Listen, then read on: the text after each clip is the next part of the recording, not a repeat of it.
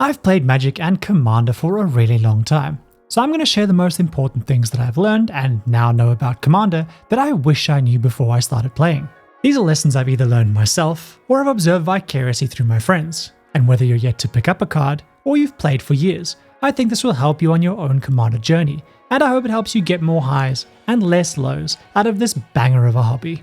And why 6.9 things? Well, you'll find out towards the climax of this video, and this could get spicy. So let's get into it. Number 1, don't get too caught up on spending tons of money on cards. It's really easy, especially for newer players, to spend a lot of money on cardboard.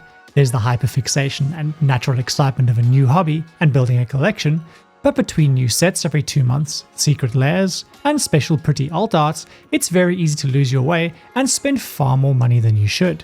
Hell, even for those of us who have played for decades, it's very easy to fall prey to this never-ending hype cycle and upgrade-itis that can cause money to flee your bank account every time a new set comes out and you feel the need to upgrade your decks. Mail Day is incredibly fun, and I'm definitely not saying that you shouldn't be excited about and or buy new cards, but I am saying that the cards themselves matter a lot less than you think they do, and that of the factors that determine how much fun you have playing Commander, that your cards and decks actually have very little impact compared to other things that we will get to in this video shortly.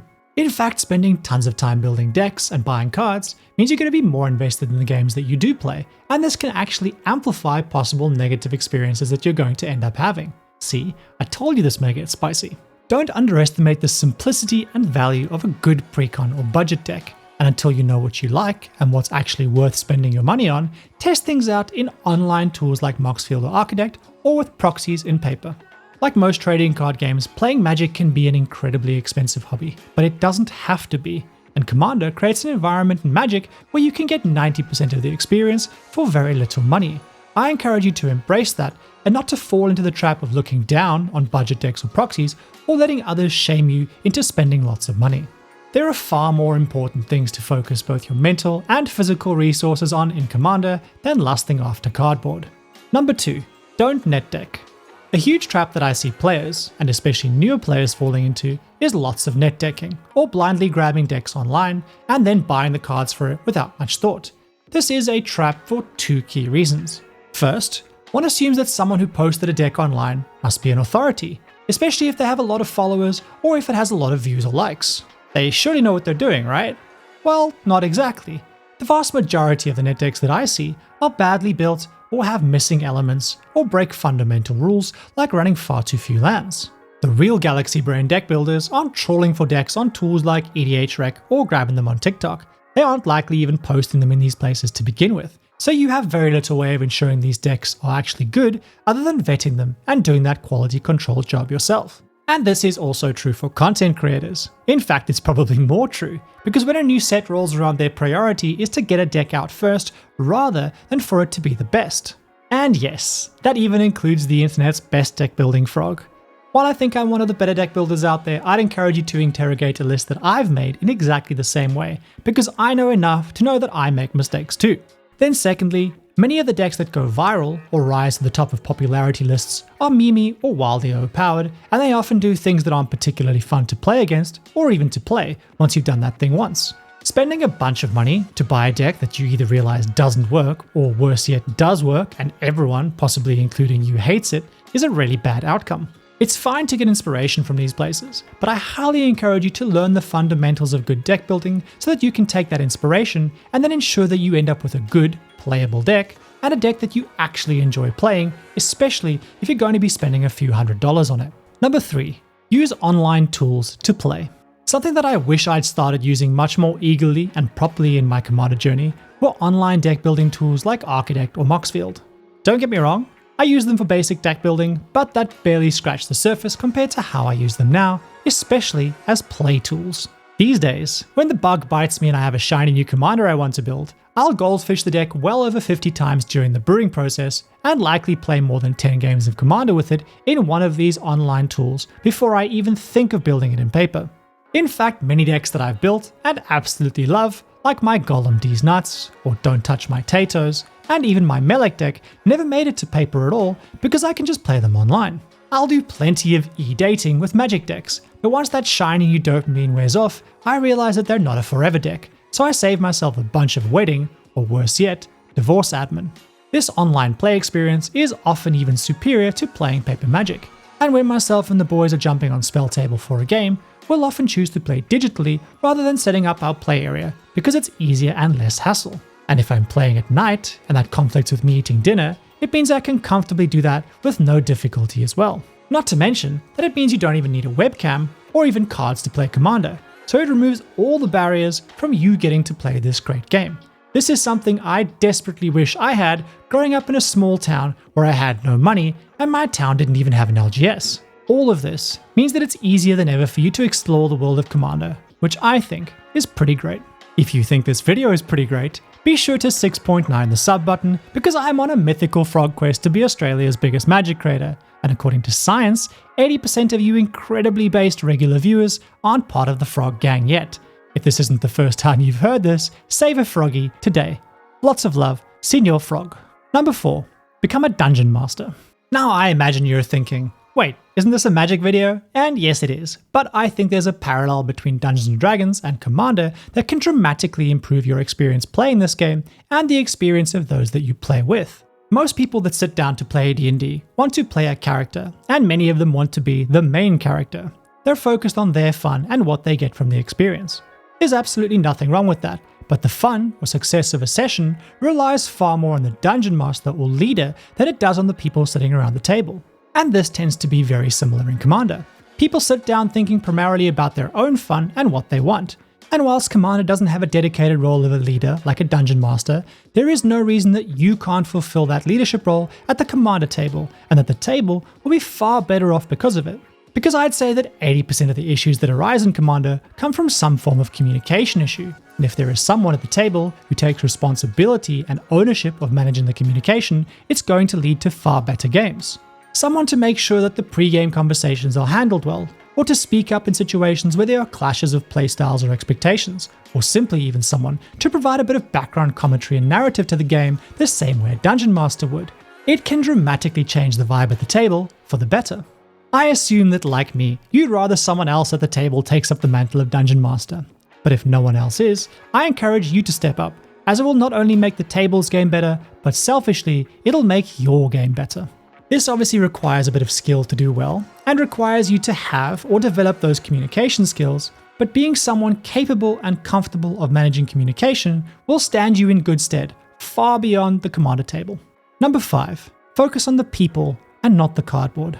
Like most things in life, Magic and Commander are infinitely better when you find your people. Regardless of what kind of game or vibe you're looking for, finding people that match your freak will make even the most subjectively frustrating or toxic games a joy to be a part of. Games that I'd otherwise have found incredibly frustrating or boring have instead been some of the best games I've played, filled with laughs and banter, because I was sitting around the table with the right people. I'd go far as to say that if you don't feel like you found those people yet, then you should spend 90% of the time that you allocate to Magic trying to do that. Don't buy cards or build new decks or all the things that most people will spend their time doing outside of actually playing, because no amount of cardboard or decks will bring you the joy that the right people will. Worry about the rest once you have that. Many of the bad experiences I see in Commander come from when people choose to play a game with people they know they aren't a match with just because they want to get in a game of Magic. Trying to enjoy a game of Magic in spite of the people you're spending time with, rather than because of them, is setting yourself up for failure and disappointment, and trying to change other people to fit what you want is a lot harder than finding new people who already fit that mold. If you don't have access to people close to you, I've been there, and I would say you should embrace playing online. There are tons of really good communities, and this can help avoid situations where you're stuck playing with people you don't love just to get a game in. This is even more important for those of us that are introverts or neurodivergent, where the right people give us energy rather than draining it. Just be aware that, like finding friends or dating, this process of finding your people requires work and effort, and you're going to have to kiss a few frogs to find your respective card prince or princesses. It's not easy, but it will be worth it, I promise. And remember that the real magic is the gathering that we made along the way. Number 6. Let go of your attachment to winning. The vast majority of us start a game of Magic wanting to win, and there's nothing wrong with that.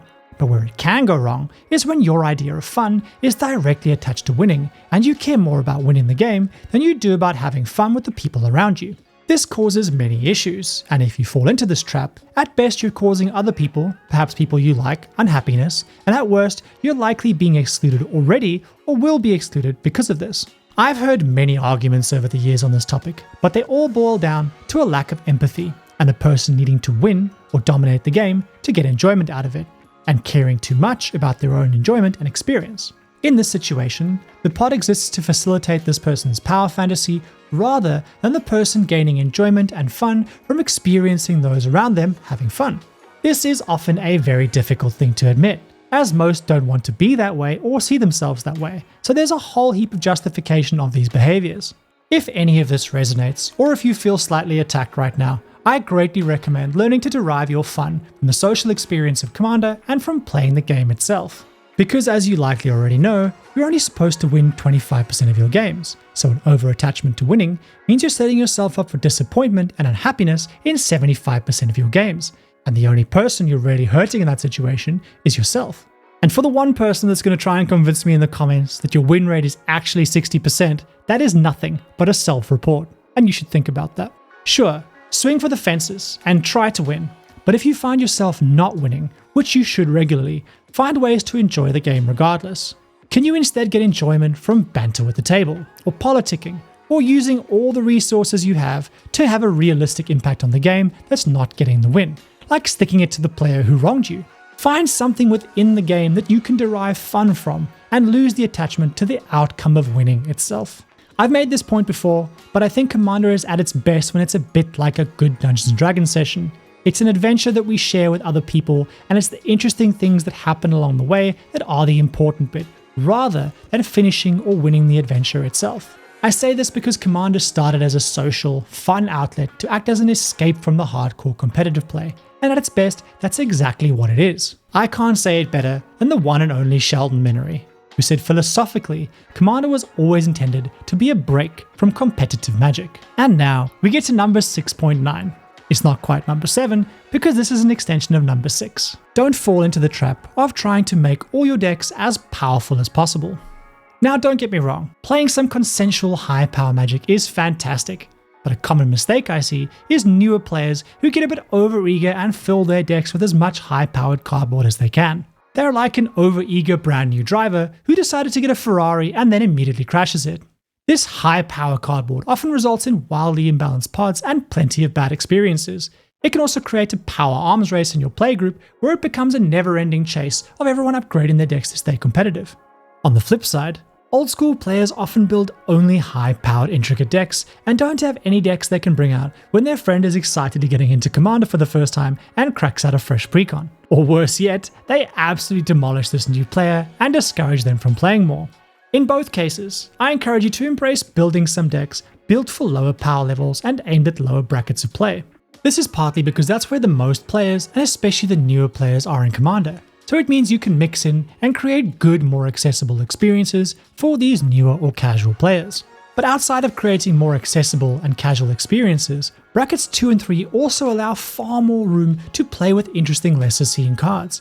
As power levels increase, it forces you to be more narrow with your card choices if you're going to be competitive, and thus pushes you towards high-powered and more expensive staples. Choosing to brew at lower powers opens up the card pool significantly, and even the most tenured old hats could be surprised how much they enjoy playing some jank rather than the same high-powered spells over and over again. To make a comparison, just because Formula 1 exists, it doesn't mean that NASCAR, go-karting, hell, even lawnmower racing aren't a damn good time, and it's the same with the Commander brackets. In summary, to get the most out of your time in Commander, I encourage you to focus a bit more on the who rather than the what, and to practice empathy wherever you can. Doing this well will make you into a magnet for good experiences and people, and you'll enjoy your time playing this game far more.